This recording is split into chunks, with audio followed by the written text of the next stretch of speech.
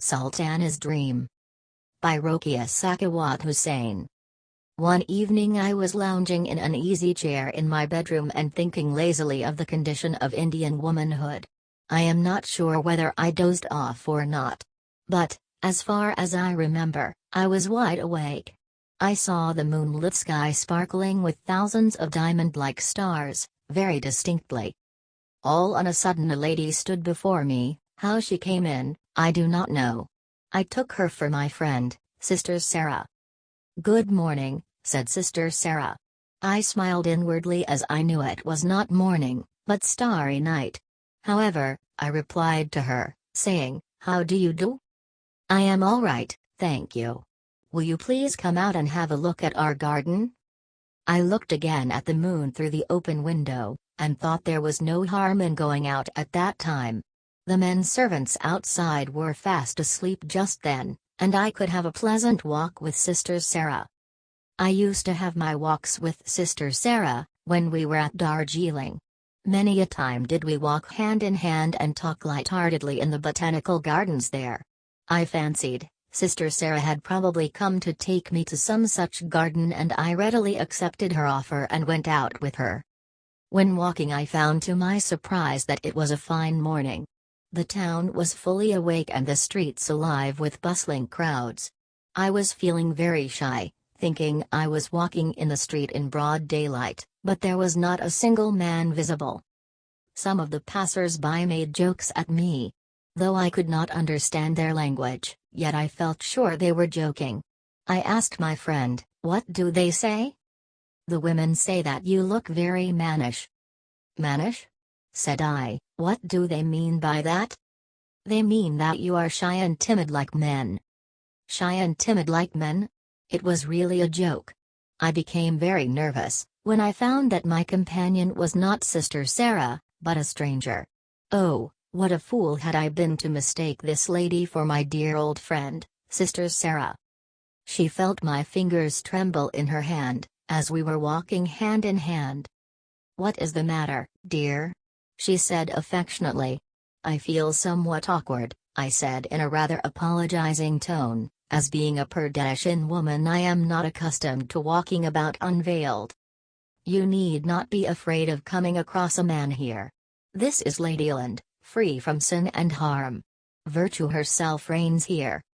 By and by I was enjoying the scenery. Really it was very grand. I mistook a patch of green grass for a velvet cushion. Feeling as if I were walking on a soft carpet, I looked down and found the path covered with moss and flowers. "How nice it is," said I. "Do you like it?" asked Sister Sarah. I continued calling her Sister Sarah, and she kept calling me by my name.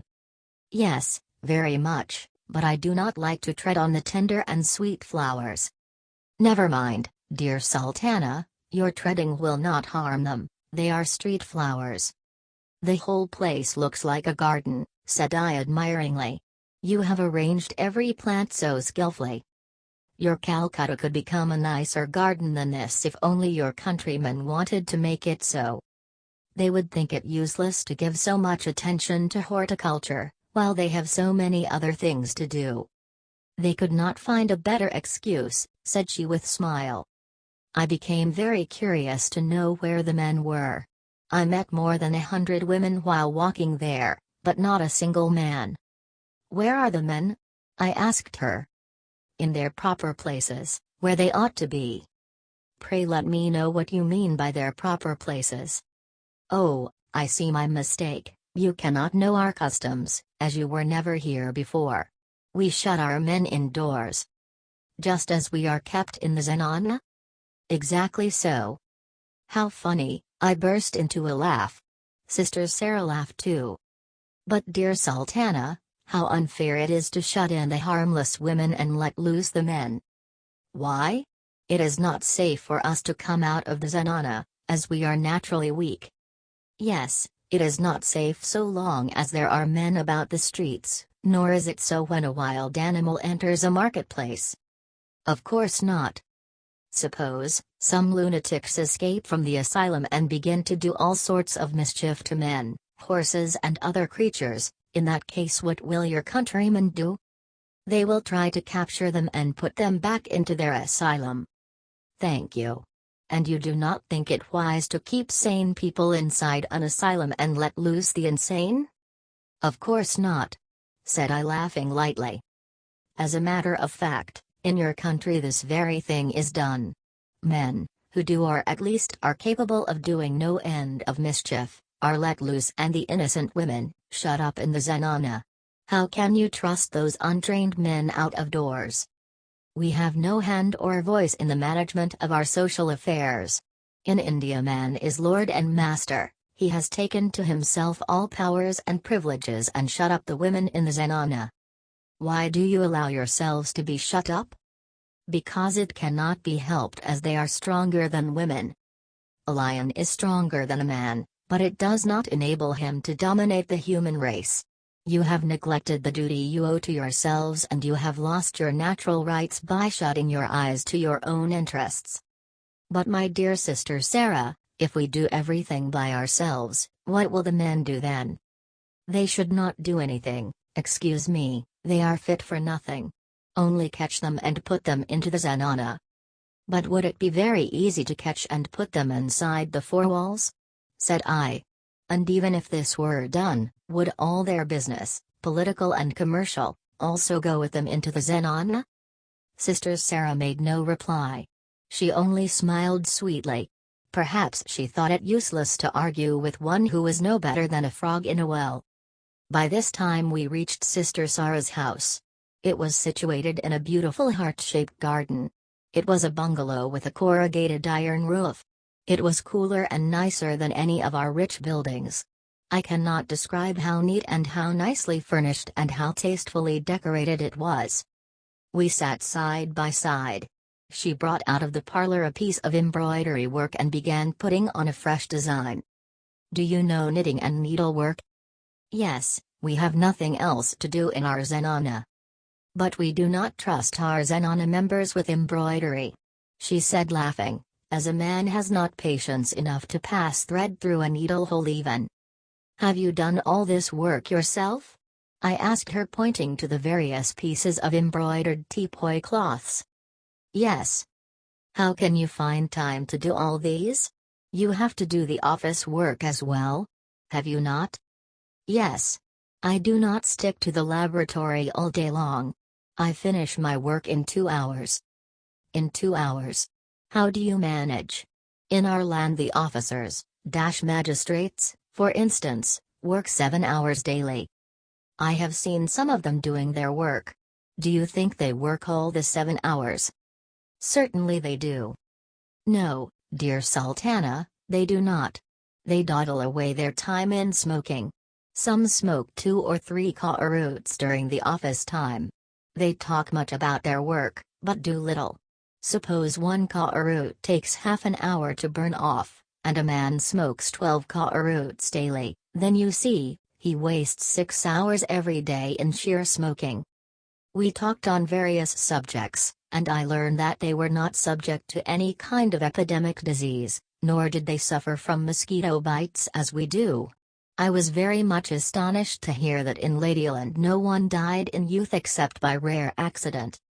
Will you care to see our kitchen? She asked me. With pleasure, said I, and we went to see it. Of course the men had been asked to clear off when I was going there. The kitchen was situated in a beautiful vegetable garden. Every creeper, every tomato plant was itself an ornament. I found no smoke, nor any chimney either in the kitchen. It was clean and bright, the windows were decorated with flower gardens. There was no sign of coal or fire. How do you cook? I asked. With solar heat, she said, at the same time showing me the pipe, through which passed the concentrated sunlight and heat. And she cooked something then and there to show me the process. How did you manage to gather and store up the sun heat? I asked her in amazement. Let me tell you a little of our past history then. 30 years ago, when our present queen was 13 years old, she inherited the throne. She was queen in name only, the prime minister really ruling the country. Our good queen liked science very much. She circulated an order that all the women in her country should be educated. Accordingly, a number of girls' schools were founded and supported by the government. Education was spread far and wide among women. And early marriage also was stopped. No woman was to be allowed to marry before she was 21. I must tell you that, before this change, we had been kept in strict purdah. How the tables are turned, I interposed with a laugh. But the seclusion is the same, she said. In a few years we had separate universities, where no men were admitted. In the capital, where our queen lives, there are 2 universities. One of these invented a wonderful balloon, to which they attached a number of pipes. By means of this captive balloon, which they managed to keep afloat above the cloudland, they could draw as much water from the atmosphere as they pleased. As the water was incessantly being drawn by the university people, no cloud gathered, and the ingenious lady principal stopped rain and storms thereby. Really?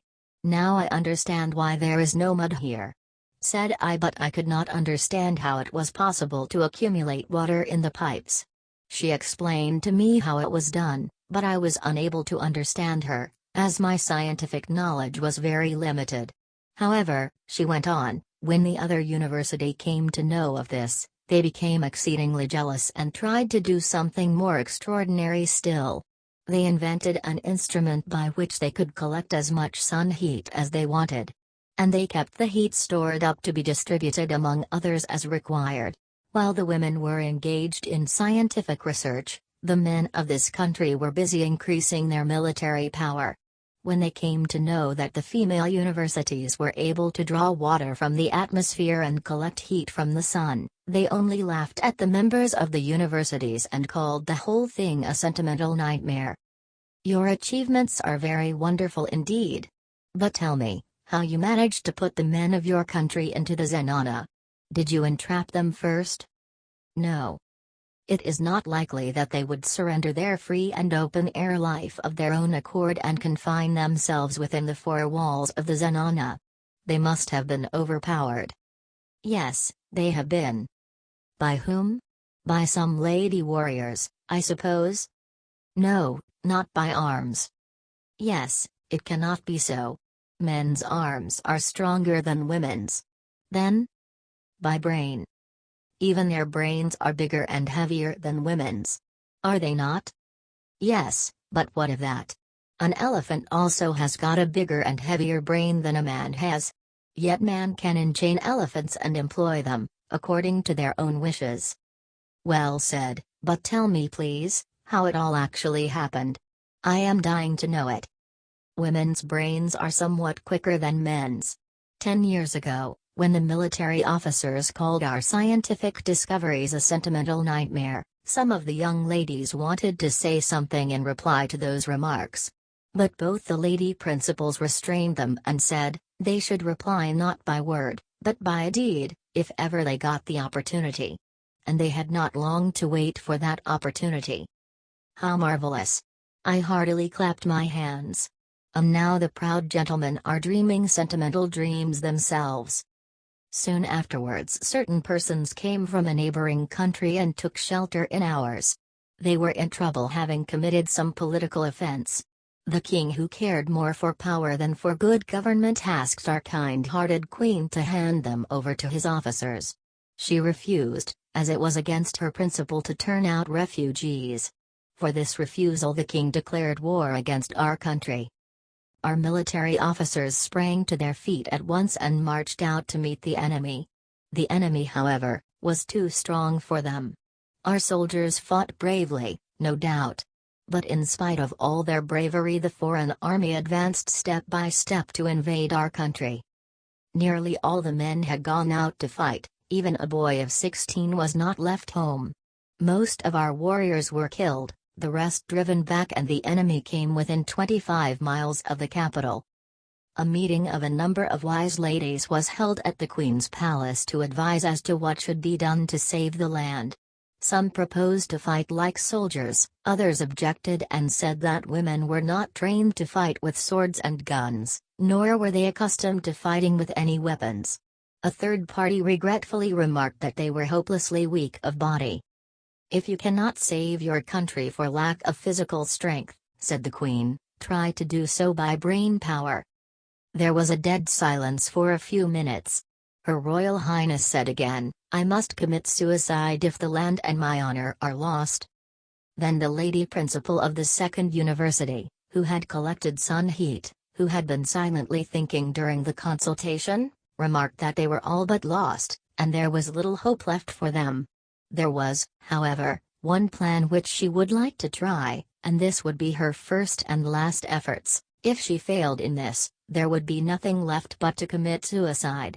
All present solemnly vowed that they would never allow themselves to be enslaved, no matter what happened. The Queen thanked them heartily, and asked the lady principal to try her plan. The lady principal rose again and said, "Before we go out the men must enter the zenanas. I make this prayer for the sake of Purta." "Yes, of course," replied Her Royal Highness. On the following day the Queen called upon all men to retire into zenanas for the sake of honor and liberty. Wounded and tired as they were, they took that order rather for a boon. They bowed low and entered the zenanas without uttering a single word of protest. They were sure that there was no hope for this country at all. Then the lady principal with her 2,000 students marched to the battlefield, and arriving there directed all the rays of the concentrated sunlight and heat towards the enemy. The heat and light were too much for them to bear. They all ran away panic-stricken, not knowing in their bewilderment how to counteract that scorching heat. When they fled away leaving their guns and other ammunitions of war, they were burnt down by means of the same sun heat. Since then no one has tried to invade our country anymore. And since then your countrymen never tried to come out of the zenana? Yes, they wanted to be free. Some of the police commissioners and district magistrates sent word to the Queen to the effect that the military officers certainly deserved to be imprisoned for their failure, but they never neglected their duty and therefore they should not be punished, and they prayed to be restored to their respective offices. Her Royal Highness sent them a circular letter intimating to them that if their services should ever be needed they would be sent for, and that in the meanwhile they should remain where they were. Now that they are accustomed to the Purta system and have ceased to grumble at their seclusion, we call the system Mardana instead of Zenana. But how do you manage, I asked Sister Sarah, to do without the police or magistrates in case of theft or murder? Since the Mardana system has been established, there has been no more crime or sin, therefore we do not require a policeman to find out a culprit, nor do we want a magistrate to try a criminal case. That is very good, indeed. I suppose if there was any dishonest person, you could very easily chastise her. As you gained a decisive victory without shedding a single drop of blood, you could drive off crime and criminals too without much difficulty. Now, dear Sultana, will you sit here or come to my parlor? She asked me. Your kitchen is not inferior to a queen's boudoir. I replied with a pleasant smile, but we must leave it now, for the gentlemen may be cursing me for keeping them away from their duties in the kitchen so long. We both laughed heartily. How my friends at home will be amused and amazed, when I go back and tell them that in the far-off Ladyland, ladies rule over the country and control all social matters, while gentlemen are kept in the Mardanas to mind babies, to cook and to do all sorts of domestic work, and that cooking is so easy a thing that it is simply a pleasure to cook. Yes, tell them about all that you see here. Please let me know how you carry on land cultivation and how you plow the land and do other hard manual work. Our fields are tilled by means of electricity, which supplies motive power for other hard work as well, and we employ it for our aerial conveyances too. We have no railroad nor any paved streets here. Therefore neither street nor railway accidents occur here, said I. Do not you ever suffer from want of rainwater? I asked. Never since the water balloon has been set up. You see the big balloon and pipes attached thereto. By their aid we can draw as much rainwater as we require. Nor do we ever suffer from flood or thunderstorms. We are all very busy making nature yield as much as she can. We do not find time to quarrel with one another as we never sit idle. Our noble queen is exceedingly fond of botany. It is her ambition to convert the whole country into one grand garden. The idea is excellent. What is your chief food? Fruits. How do you keep your country cool in hot weather? We regard the rainfall in summer as a blessing from heaven. When the heat becomes unbearable, we sprinkle the ground with plentiful showers drawn from the artificial fountains. And in cold weather we keep our room warm with sun heat. She showed me her bathroom, the roof of which was removable. She could enjoy a shower bath whenever she liked, by simply removing the roof, which was like the lid of a box, and turning on the tap of the shower pipe. "You are lucky people," ejaculated I.